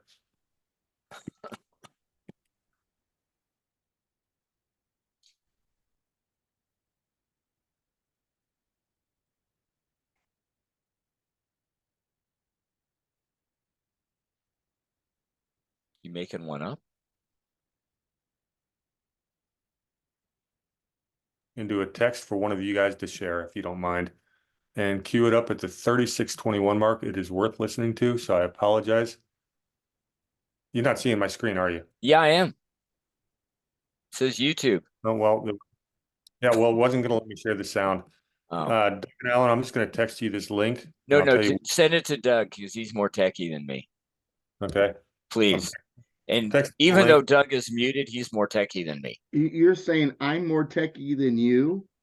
I know what that sounds like. Okay. Yeah, no, my friend Josh thinks I'm hilarious because how little techie I am. Yet I'm more techie than a lot of my friends and all of my family, which is really weird because I'm not Combined. techie at all. Combined. Yeah. All right, Doug, I have now techie Doug. I've sent you a YouTube link, and I need you to cue it to the 36-minute and 20-second part, and play like 2 minutes of it. And it's really fascinating questioning from Gorsuch, and it is worth this technological disaster I just created because I didn't know. I'm on a backup laptop, people. I don't have my passwords in here, so that's why that happened. All right, so hang on, let me. And Gorsuch is who again? Computer. Neil Gorsuch is one of the best, top two, I would say, Supreme Court justices we currently have. He almost comes across sometimes as if he's actually read the Constitution. No. Yeah, he does. Sometimes, every once in a while, I get that impression. Oh my goodness. Yeah, Alan, he's a very dangerous man. You mean he read something that he swore to protect and defend? There you go. Go figure. I'll tell you, things are getting crazy. I'm still retrieving it. Well, I can talk a little bit while Doug's doing that. Okay. I got a couple. Oops, let me just find where I have all my bookmarks. You got anything in chat? I haven't seen anything, but I've been trying to solve my tech issues. Okay. Reading from the Cato briefing, they talk about it. In 1913, the 16th Amendment granted Congress the power to tax, quote, incomes from whatever source derived without apportionment. We're hearing something from Doug. Doug, you ready to go? That'd be a negativo. Where do you want me to start it at? 3620. 3620. Okay. Now let's see if we can do the share thing. Hang on a sec. Don't forget to share your audio, which is with me with a roadblock. Right. So Cato says that since the ratification of the 16th, the court has consistently interpreted income. And the case that really stands out here, if you want to look it up, is Eisner versus Macomber in 1920. Ready to roll when you are. The Eisner versus Macomber in 1920 made it crystal clear. Now, the Supreme Court has shied away from tax cases ever since for 100 years. They just don't touch these very often. So that's why this case is so interesting, because they are going to be forced to rule on a tax case, which they usually don't want to do. But Eisner versus Macomber reiterated exactly the position that Alan made earlier. That is the official position of the Supreme Court. We're going to take a look at it here. So go ahead, Doug. Go ahead, Doug. And okay, can you see it? Yeah. Yeah. And then I'd like you to go back to the discussion you had with Justice Jackson. And I understand your point that the excise argument has been forfeited or perhaps even waived in this case. Just what's your thoughts on it generally as an original matter? We have the Hilton case from quite a long time ago. The carriages were thought perhaps not to be a direct tax. Could the government, as an original matter, call this an excise tax? I think the answer resoundingly would be no. The whole point of the direct tax clauses was to make it difficult for Congress to levy these types of taxes while still leaving that authority available in times of emergency. And so far as taxes on personal property and things like investments were concerned, that was addressed extensively during the ratification debates for the Constitution. And it was really one of the primary arguments of the anti-federalists against ratification of the Constitution was that permitting Congress to levy direct taxes would simply be a step too far and would allow Congress to destroy the states and reach all the property that was known to all families across the country. So I mean that was one of the foremost concerns, and the way that the framers addressed that was to render these types of taxes specifically subject to apportionment. I mean, this was addressed and discussed at the Connecticut, the Pennsylvania, and the Virginia ratifying convention by James Madison, by Chief Justice Marshall. It was a central concern at the time, and as a matter of original meaning, this sort of investment, this sort of property, is something that necessarily was subject, taxes on it was subject to apportionment. Sorry, one last question. Returning to my first one, apologies to shift you about. If the court were to hold that the only realization requirement is some realization somewhere along the chain by a corporation antecedent to the taxpayer, what would be the consequences of a holding like that? The consequences would be to open the door to taxation of practically everything. I mean, all property that a person owns is the fruit of income at some point in time, whether it might be income that they've received long in the past. I mean, ultimately, all property that we have is made up of flows of income that have then been invested. And so if all that was necessary was some level of income, then Congress could simply point at anything and say, well, at some point this was income to some person at some level, and therefore can be subject to taxation without apportionment. I suppose we could, and maybe would have to draw lines as to how far back. And what came to mind was this idea that, if they're going to tax anything, everything, well, how did we achieve those things? Through already taxed money. Also, you've already been taxed on the money you spent to purchase that property. And so the value shouldn't be taxed completely. It's whatever the capital gains is, and the capital gains isn't yours until it's sold and that is monies are realized. So yeah. Double taxation, triple taxation. It would be if you got taxed on the unrealized portion because you have something that's increased in value, yet you haven't sold it, you would not necessarily have the funds available to pay the tax. That's one. And well, that's two, what they do with estate taxes too. Same thing. And Doug, that's exactly what I was going to say about estate taxes. You stole my thunder. But continue, Alan, please. Great minds think alike. This idea that you can tax unrealized gain, which means you can tax a certain value, a certain amount of assets that have current value. Well, as I said, where are you going to get the fund to pay the tax? And your basis, because they're going to be, there you go. Hang on. So where you get the funds to pay the tax? Well, you're going to have to sell it in order to afford the tax. Well, if you can't find a buyer because no one else can afford it because they're paying the tax, who does it get sold to? Government. The other thing is that it's what is the tax going to be levied on? Let's say you bought your house because you went out there and made money and did the mortgage thing. And again, just numbers for the conversation. You paid $200K for it. It's now worth $800K. And for some reason, it's now your time to pay this wealth increase tax. Is the tax going to be levied on or calculated on the 800, or is it going to be calculated on the net 600, as if you had sold it?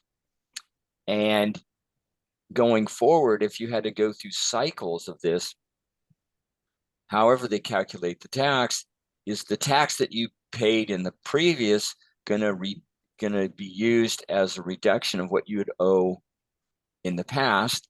If it loses value on something that you'd already been taxed on, do you get some kind of reduction? Do you get some kind of refund? Or is it just too bad?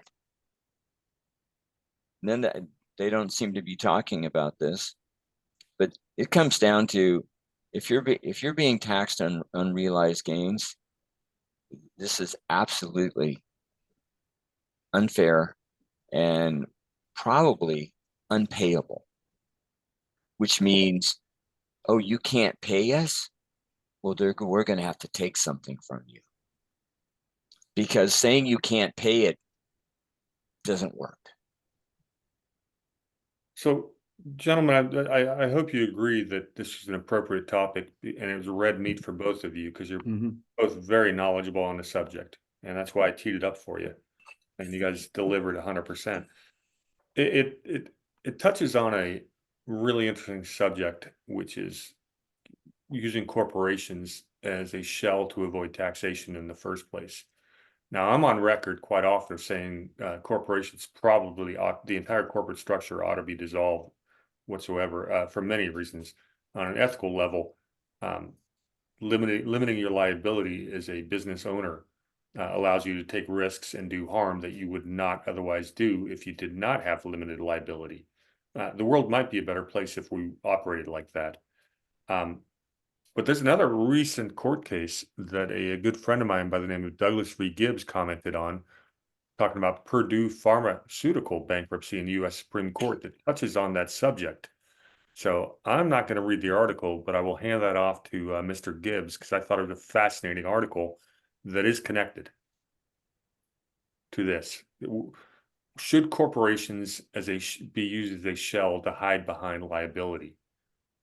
And that's a tough question, because, on the surface, absolutely, you should be held liable for any damage you cause. But it's a tough question because, what if I am a small business owner and, and I need some type of protection just in case, because some employee did something stupid. So there's got to be, caveats, little details or whatever.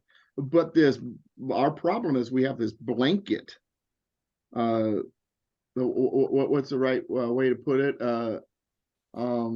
Immunity and there's another term I'm not thinking of it off the top of my head, but we have to be aware that when it comes to what these companies do, should these people who are behind it be able to get off scot-free?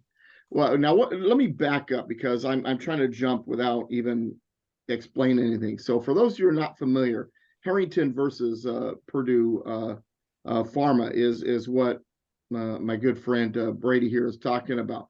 And the question it comes down to liability. Should someone be released from liability if the company you own produces a product that has issues? And and there's caveats to that. There is more context to that. Well, how directly connected were you to its development, and so on and so forth. And I know there's all kinds of legal arguments we can start throwing out there. But really, should a very rich family be influenced in any way over the bankruptcy of their company, and should they be held liable or not liable over issues that a product proves to have? The reason why this comes up is what Harrington versus Purdue Pharma is about.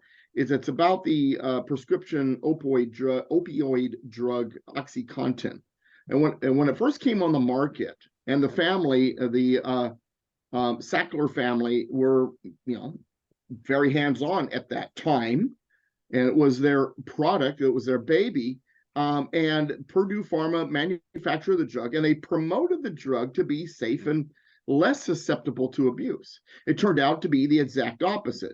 The claim was false. It was deceptive. It turns out highly addictive. I remember when Rush Limbaugh had an OxyContin problem at one point, and didn't realize it was so addictive. He wound up addicted to this drug.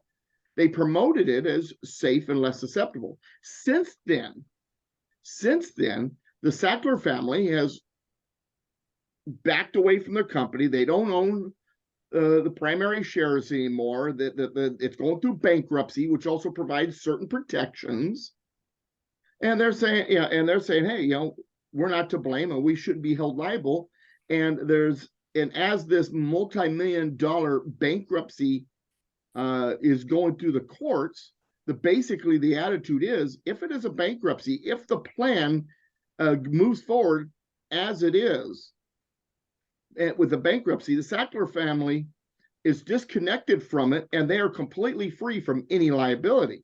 So if there are those who want to seek retribution because of harm done to them due to these opioid products,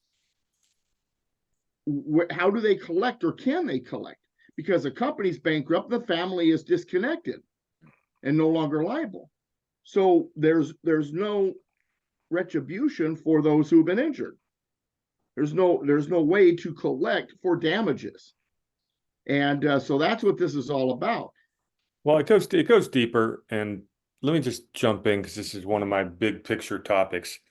I've talked about this before, but the way we define a corporation in the United States today really limited liability. That's the terms I was looking for earlier. Go ahead. I'm sorry. Limited liability.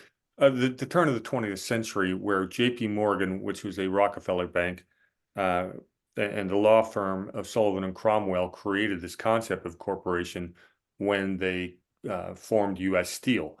Now, and I don't want to steal thunder, but this is a question I'm sure the audience is asking.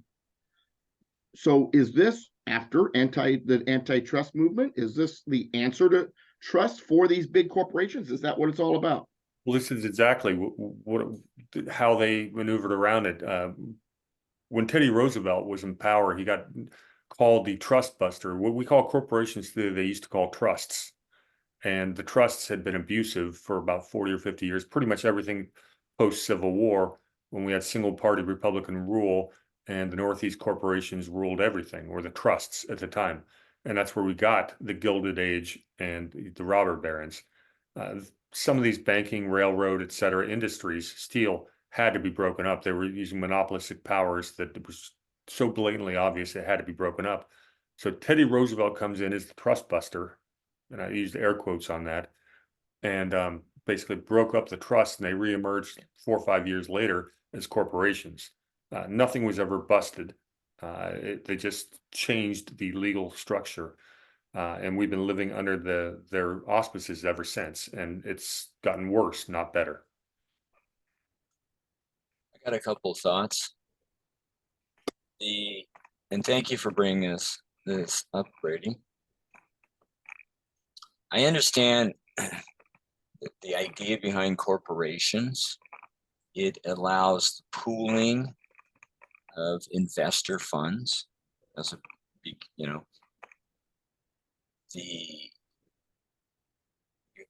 it gives people the opportunity to invest in a big corporation, and the corporation being able to grow.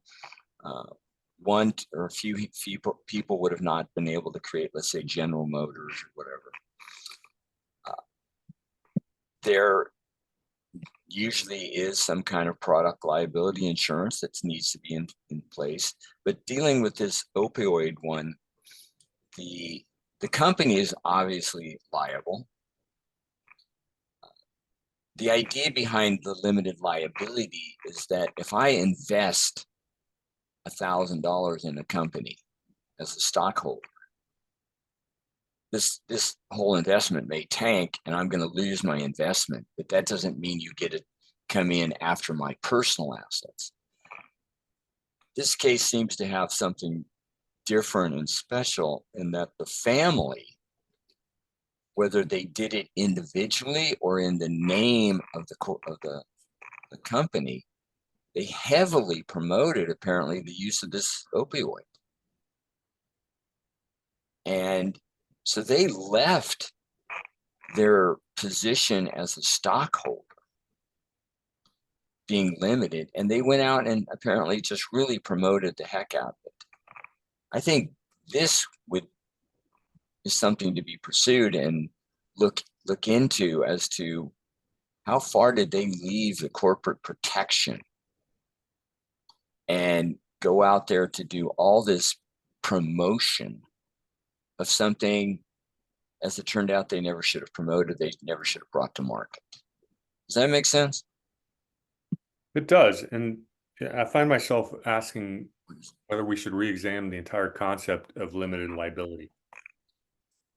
If you get rid of limited liability, meaning limited liability is I'm an investor in a corporation, a big one. It's a national corporation. It's a huge business. I'm not going to be able to have any, but I'm a small shareholder.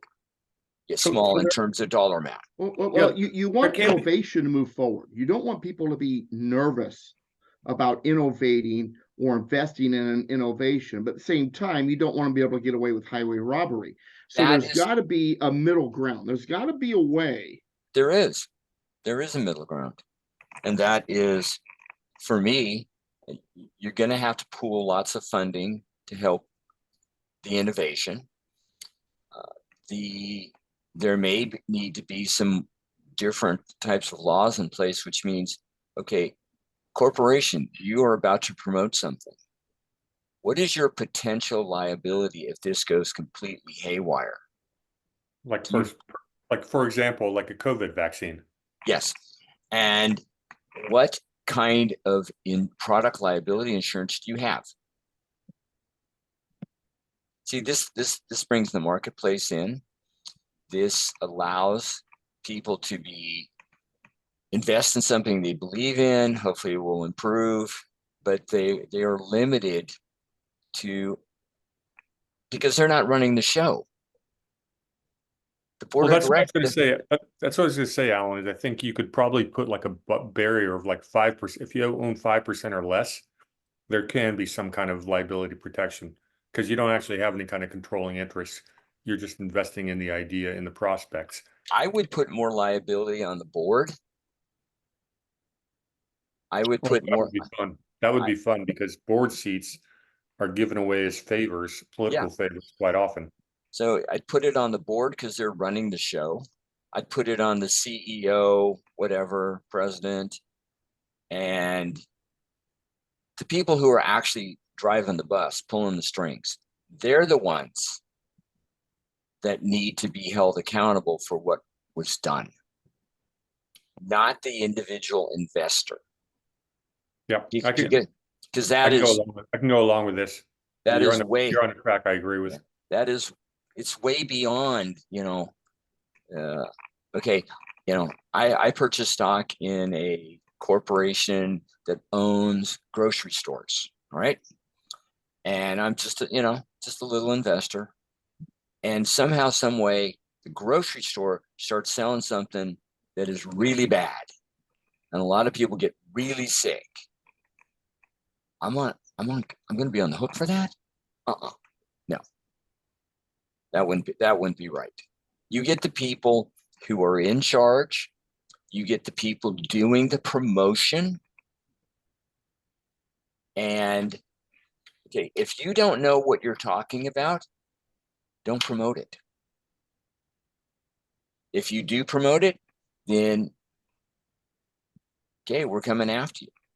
Now, you may not have enough to cover all the damages, but we're coming after you. At the same time, what about the regulators that approved the said product or process? Yeah, as of right now, they always they escape totally unscathed. I thank you for bringing up that. Is very heavy, and that is something that needs to be looked into. If your job is to make sure that things are run properly and that outrageous statements aren't being made and that products are safe, because that's your job, and it doesn't work out, there needs to be some accountability at that level. Because if there's no accountability and I can be enriched, yeah, it's good. Let's go. No, that's where the accountability needs to happen also, not at the little individual investor. Well, it's a fun topic, gentlemen. I'm glad I teed it up for you. You guys have both had some great thoughts on this subject. Thank you. We could go a lot deeper on this. I would, if we were to spend a whole 2-hour show on this topic about corporate liability and stuff like that, I could throw some other fun little softballs up for you and just watch you guys lick your chops and dive in. Well, we've But- got 15 more minutes. Dougie, you got anything you want to talk about? No, I sure don't. Not well. I do, but it's No, I don't. Yes, I well, do. well, it's not something I had planned on, but it was something that kind of caught my attention. And if you're someone who pays attention to my blog, and I can't remember if I put out an email regarding this article. If not, I'm going to do it tonight. But the last GOP debate, I didn't sit down and watch the whole thing. What I did is I watched bits and pieces of it later. And what got me curious was, one, some of the interesting, almost Democrat Party sounding attitudes by the candidates on the stage. And number two, Trump's comment, it was a complete waste of time. And so I watched what I could. And what I determined was they were a bunch of establishment hacks, and it was a complete waste of time. In other words, yes, what I heard was exactly right. But what was fascinating about it was, number one, it's a waste of time because everybody knows Trump has the, is this, and some people might say, well, this was a audition for VP. No, they're all so far establishment, except for Vivek, that Trump wouldn't even consider them if you watched these debates. So what's the purpose? To put your name out there so that next time there's an election you've heard of, you put it out there? DeSantis, Nikki Haley, Chris Christie, I mean, they couldn't even conceive in their little brains that there was a cheat, that there are things, that there's a deep state that's doing deeper things, or maybe they're a part of it. Vivek Ramaswamy, which I get a kick out of. Yeah, and not that I'm making fun of him for not being a politician. Trump is not a politician, but he's got no idea what's going on. What is interesting is though this, and this is not in my article about it. This is something I found out later. He spent some time talking about certain things like COVID. And suddenly they had technical difficulties and it didn't get heard by the public. That was fascinating.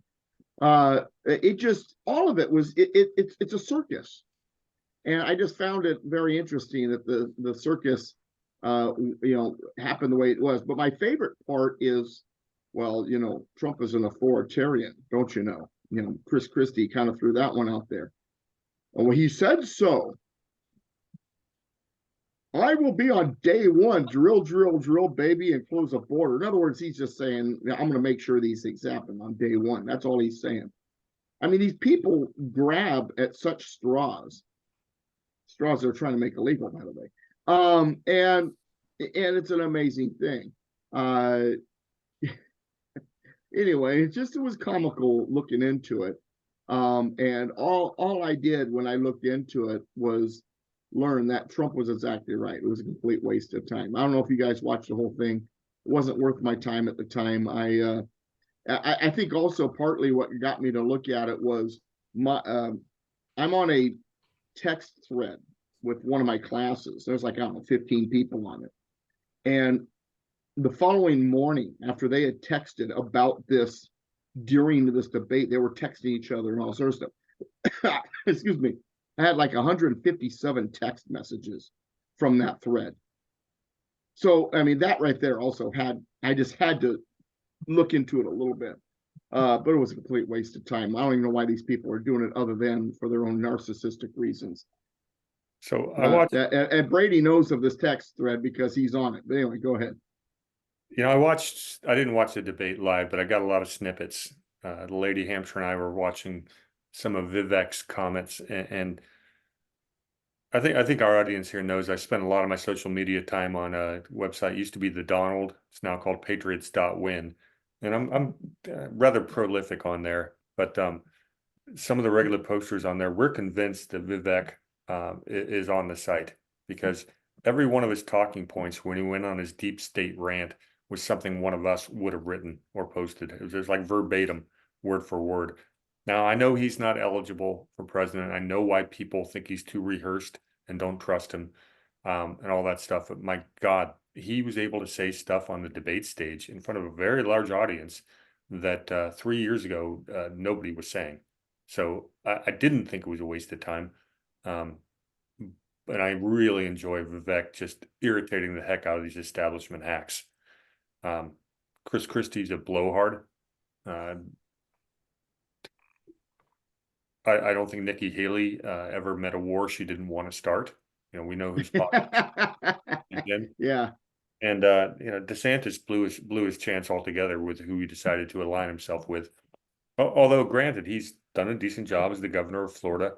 Well, the state of Florida's done a good job under his watch. You know, never forget it's the Florida State Legislature Exactly. passed all the bills that he's gotten to take credit for, and a lot of we call them running headlines for a reason.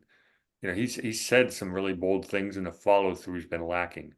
But you know, that being said, there's no doubt in my mind that the courts are not going to be able to keep Trump from winning the Republican nomination. So it really is a waste of time. You know, they should have coalesced around him. Rona Romney McDaniel, you know, should not be wasting her money doing 2 more debates on CNN for the Republican Party. That money should be going towards getting Donald Trump and other Republicans elected if she was actually doing her job. But apparently she's got a different idea of what her job description is. And that lady cannot be fired soon enough. She's awful. Thank you for that, Brady. What I'd like to close with before we get into our self-promo is that one of the things we talked a lot about tonight is natural-born citizen. I think we've all agreed that there are 2 people running for office that are not natural-born citizens. That doesn't make them bad or evil people. They're just not eligible, according to the Constitution. So what can we, gentlemen, what can we say? What can we do? What can we help others do to get this call to action moving? One would be, of course, for people to study the Constitution. Article 2, Section 1. Is that correct, Doug? Yes, sir. Understand it. Check out Dave Vitale's The Law of Nations. It's Chapter 19, Section 212. Read it. See if this is something you want to get out there. Doug, we got a few minutes. Please self-promote. DouglasVGibbs.com. I have been writing a little bit lately, so definitely check out the blog. You can get there by going to DouglasVGibbs.com and then hitting blog in the link bar, or you just type in politicalpistachio.com. It'll take you straight there. We are constantly adding to it. As I get closer to the first of the year, I also have a number of books I'm trying to complete. One of them I was hoping to have ready for Christmas. It looks like it's not going to be ready till the first of the year. It's going to be part 1 of a 3-book series. If I publish it all as one book, number 1, it won't get out until next fall, and number 2, it'll be over 1,000 pages. So what I'm doing is I'm publishing this book in 3 parts. Part 1 is early American history. It's a history book, early American history. Part 2 will be the 19th century America. Part 3 will be contemporary history of the United States. As for helping my cause, you can go to DouglasVGibbs.com, hit join, and become a patron. Also, what I did is, and it's still on the sidebar there, if you go to the blog, is I put a donate graphic. So there's other ways to donate if you want to help fund what I do. PayPal, Venmo, Zelle. I'm trying to get a Stripe account going. I'm trying to get some other stuff going. And because we got to fund this. My radio program on KMET we are way short. We don't have any sponsors. If that shows to stay on the air, we do need people to participate in funding it. That's how this keeps going. If you want to help fund it, DouglasVGibbs.com. Thanks. And I'm on the radio twice on Saturdays, and I mean AM radio, actual terrestrial radio, KMET 1490 AM from 1 to 3 Pacific with Alan and Dennis, and he'll correct me on how to say AM radio, and KPRZ, KPRZ.com, the Christian station in San Diego County. I've got a show called Mr. Constitution Hour. You can go to DouglasVGibbs.com, hit hover over the radio link. It'll drop down. There's past shows. You can also go to iHeartRadio, Odyssey, Spotify, just about any of those. Just type in Mr. Constitution Hour by Douglas V. Gibbs. It'll come up. Check out the past episodes. I just started all over on the Constitution again. The latest episode last Saturday, preamble.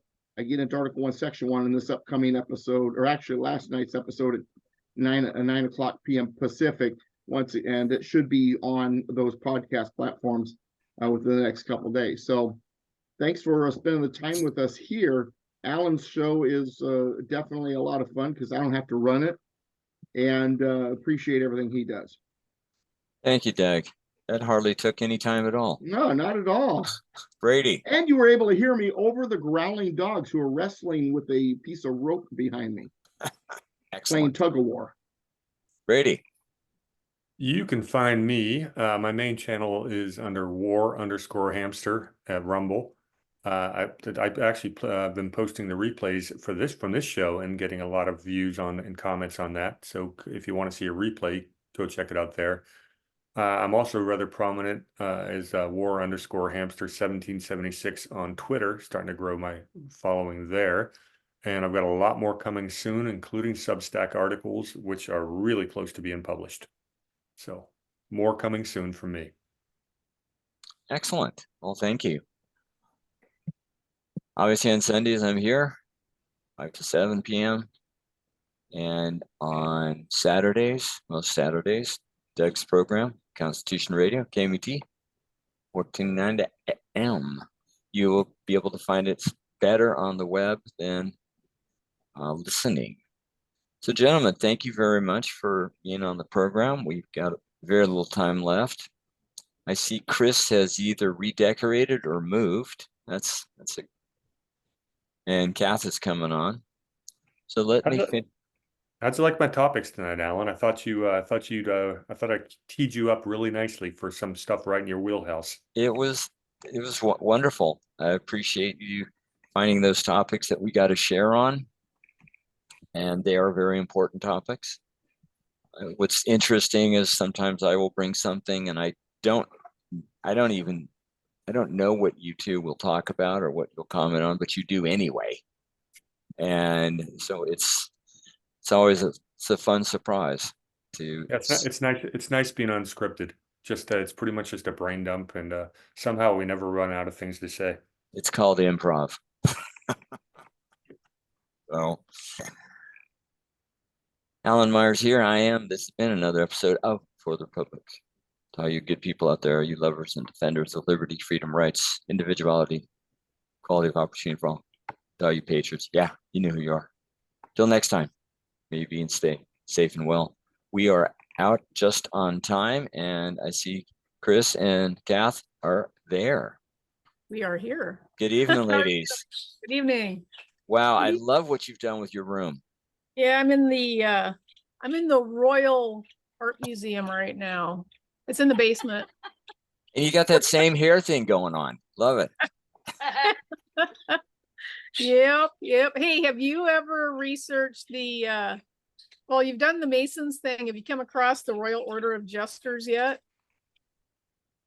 Yeah, but I'm not deep enough yet. It's on my to read list, and there's some fun things. So nasty old men. Oh my gosh. When I was a kid, I found a pin. I don't know where I was, but I remembered it when I started looking into the jesters. It's like, I know somebody that was a jester because I found their pin. I just can't. I was a little kid, and it was like a nasty little pin, right? But yeah, it's invite only by the Shriners, so it's